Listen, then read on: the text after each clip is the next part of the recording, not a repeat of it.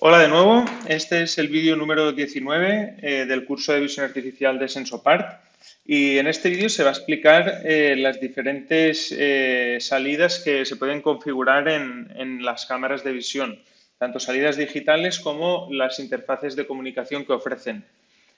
Para ello se va a utilizar una cámara física que tengo conectada al PC en la IP100, que es la que viene por defecto de fábrica. Aunque si se quisiera seguir el vídeo con cualquier cámara en el modo simulación, estas opciones también se encontrarían disponibles. Entonces, voy a hacer doble clic para entrar en el modo de configuración de la cámara y aquí tengo una tarjeta de prueba con una tarea y diferentes detectores que tengo colocados. Pues tengo aquí, por ejemplo, un detector para leer un código de barras, después otro para leer los dos códigos data matrix, tengo dos detectores de calibre para medir esta pieza, así como un detector blob y un detector de brillo. He puesto varios detectores para que se pudiera ver el ejemplo de las salidas mejor. Entonces, cuando ya tenemos la cámara programada con todos los detectores y todas las funciones que se quieren realizar, lo más común es asignar estas funciones a determinadas salidas digitales o establecer el protocolo de comunicación para extraer todos estos datos, como por ejemplo en el código de barras es muy típico pues la cadena de caracteres que se ha decodificado, mandarla a un PLC o en el código data matrix pues lo mismo, ¿no? Incluso en los medidores, ¿no? En los calibres, las mediciones, pues mandar las distancias al PLC o asignarlas a simplemente una salida digital. Entonces, en el apartado de salida, que es el cuarto paso del asistente que tenemos aquí a la izquierda, la primera pestaña que nos aparece aquí a la izquierda son las diferentes interfaces de comunicación que hay disponibles. Entre ellas, aquí hay 6 opciones que se pueden habilitar o deshabilitar aquí en la parte derecha. La primera es la función de las entradas y salidas digitales, que se puede elegir entre PNP o NPN. Esto no se puede deshabilitar, siempre están presentes. Y después tendríamos los diferentes protocolos de comunicación. En los siguientes 3 apartados estaría el protocolo Ethernet, que tendría un puerto de entrada y un puerto de salida configurables. En el caso, por defecto, son el 2006 de entrada y el 2007, perdón, y el 2005 de salida. Hay alguna configuración adicional como el protocolo AST y demás. Y después estaría la habilitación del protocolo de comunicación Ethernet IP, que se tendría que habilitar aquí, o el de Profinet, que evidentemente los dos a la vez no se pueden utilizar y se tiene que habilitar o uno u otro, ¿no? Entonces, si quisiéramos trabajar con este tipo de protocolos, pues se deberían habilitar aquí. Yo voy a habilitar, por ejemplo, el de Profinet. Y después aquí estas dos últimas opciones sería para habilitar las funciones de visor que tiene mientras la cámara está en modo run. Se puede hacer, es como una especie de modo monitor en los PLCs, ¿no? Mientras está en modo run se puede ver qué es lo que está ocurriendo, se puede hacer algunas modificaciones, cambios de tarea y demás. Esto se debería habilitar aquí. Y después estaría el sensor web, que es el web server o el servidor web de la cámara que también se puede habilitar o deshabilitar.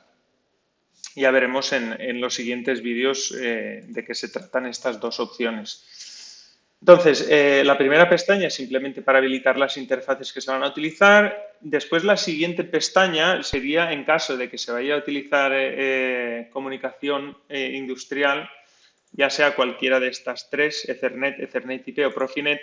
Aquí se podría establecer qué forma tendría el telegrama que se manda o la trama que se manda al PLC, ¿no?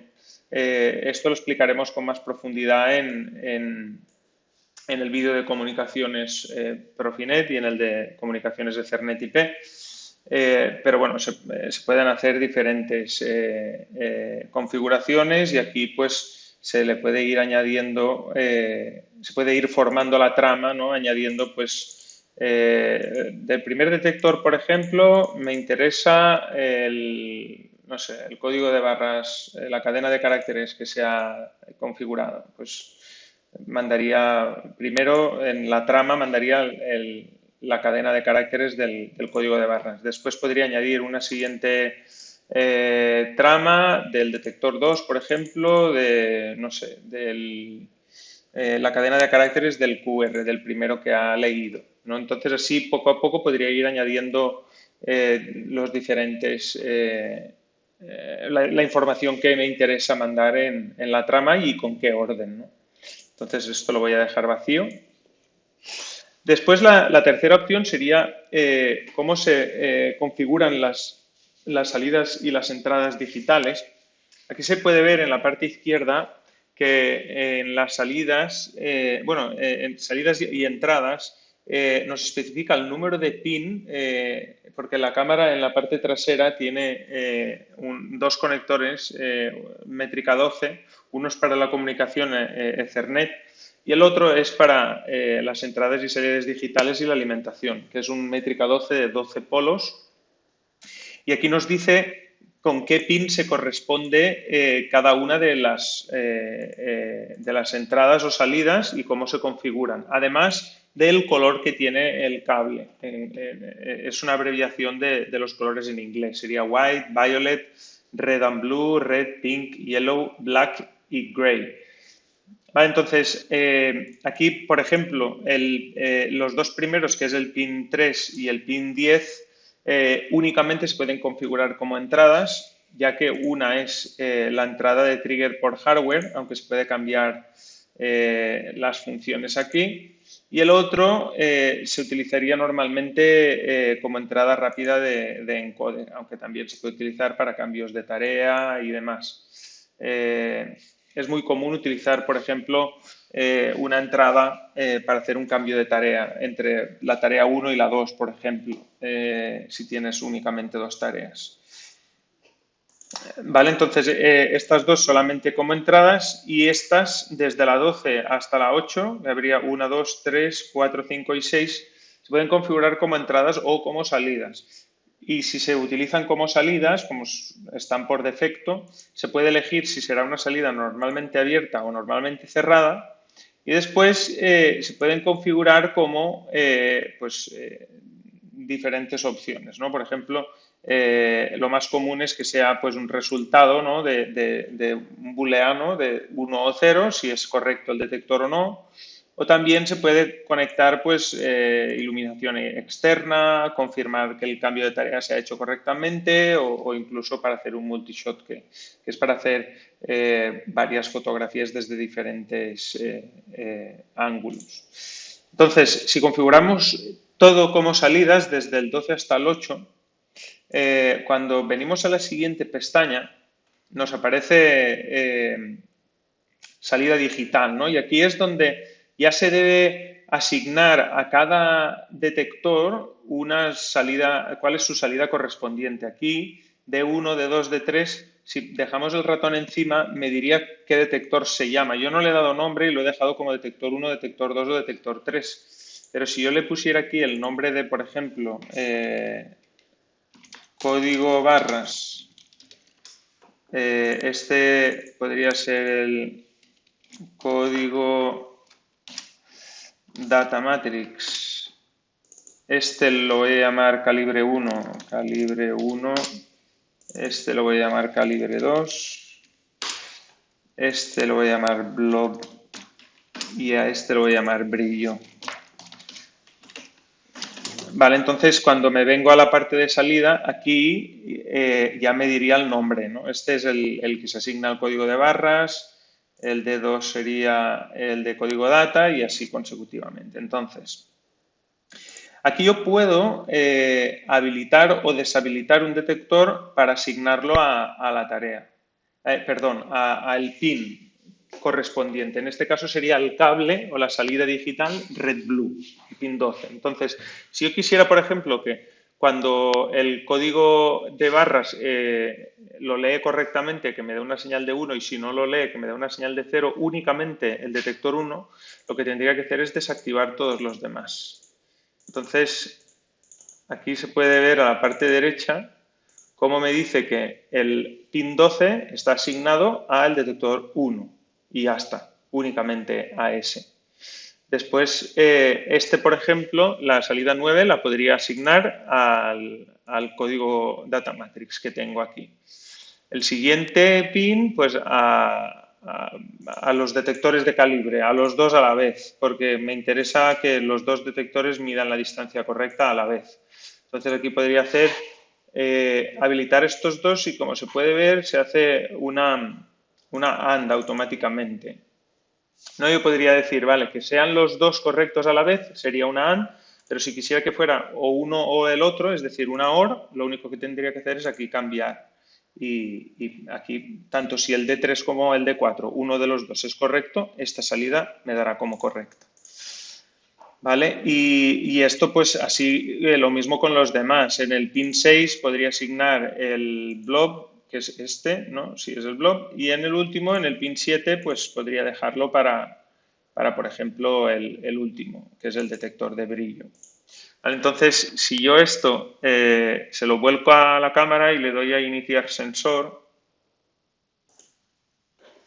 aquí se puede ver que ahora mismo ha leído la cámara todos los detectores, entonces todos los detectores me dan como correctos. Pero si yo, por ejemplo, tapara el código de barras y no lo pudiera leer, a ver, ahí ya me daría fallo el código de barras y la salida 12, que es la que está asignada, me daría una señal de fallo. ¿No? Aquí, ahora si volviera a estar bien y apareciera el código de barras en el siguiente trigger, pues ya la salida 12 ya me daría como correcta. Y lo mismo ocurre con los códigos, bueno, con cualquier otro detector, en verdad. Ahora mismo estoy tapando los detectores, perdón, los códigos data matrix, entonces me da una señal de error aquí. Si los destapo, me daría una señal correcta. Y en las distancias, pues lo mismo. Aquí me daría, bueno, esta distancia me la daría bien porque no le he puesto. Pero bueno, así iría pasando con todos los demás, ¿no? Entonces, ya tendría las salidas digitales asignadas a cada detector según las necesidades que tenga. Y ahora aquí en señalización, pues esta pestaña da opciones sobre todo, se utilizan retardos, ¿no? Cómo se produce el cambio entre un trigger y otro, ¿no? Aquí podría dar un retardo al resultado, si por ejemplo, aunque lea el código, a mí me interesa que pase un determinado tiempo antes de que llegue al expulsor, pues podría retardarlo así. Y después a la hora de señalizar, pues yo podría decir que me diera la señal de 1 o de 0 durante X tiempo, una duración válida de, no sé, 10 milisegundos, 20, 50 milisegundos, 100, los que sean, o que estuviera mantenida hasta el siguiente trigger, ¿no? Esto sería cambio con trigger. Y después aquí es cuando se hace un reset de las estadísticas, ¿no? Aquí cuando se inicia el sensor, pues aquí hay una serie de estadísticas que va diciendo pues en cada trigger pues cuántas imágenes han sido todas correctas. Ahora si tapo el código de barras, pues me dará como que hay una incorrecta, ¿no? Me da una de pase, una de fallo y he hecho dos fotografías, entonces pues conforme voy haciendo fotografías, el contaje me va sacando una serie de estadísticas. El 83% de las fotos han sido correctas y el 16% han sido incorrectas. Entonces, aquí se elegiría cuando se hace el reset. Después, en la temporización, si he elegido que necesito retardar el trigger, pues aquí se le puede dar un retardo del trigger, un retardo al expulsor o la duración válida de la propia señal. Ahora, no, como no los he habilitado aquí, no los tengo disponibles, pero los podría habilitar. Y después esta parte de aquí es para hacer un archivado automático de las imágenes que se van tomando, ya sean cualquier imagen que se tome, es decir, todas y cada una de ellas se irían archivando, solo las que son buenas o lo más habitual es guardar cuando hay algún fallo, para registrar el fallo y ver qué es lo que ha ocurrido, ¿no? Entonces, esto se puede hacer a través de un servidor FTP, SMB o SFTP. Esto se verá en cursos posteriores. Y después la transmisión de imágenes, que también es pues hacer un archivado de las imágenes que se pueden guardar en el grabador que hay disponible aquí. Se pueden ir guardando las que en la memoria de la cámara, creo que hay hasta un máximo de 10. Las que son pase o las que son fallo se van guardando de forma cíclica y se van borrando las últimas. Y después también en RAM. Se puede elegir que se guarden en RAM, no sé si son también las últimas 5 imágenes o algo así, para poder acceder a través del web server, que lo veremos en los siguientes vídeos. Y así poder ver las imágenes que va tomando la cámara desde un servidor web sin tener instalado el software. Así que, pues bueno, esto es todo en cuanto a las salidas y los interfaces de comunicación que tiene la cámara. Espero que os haya resultado sencillo. Muchas gracias.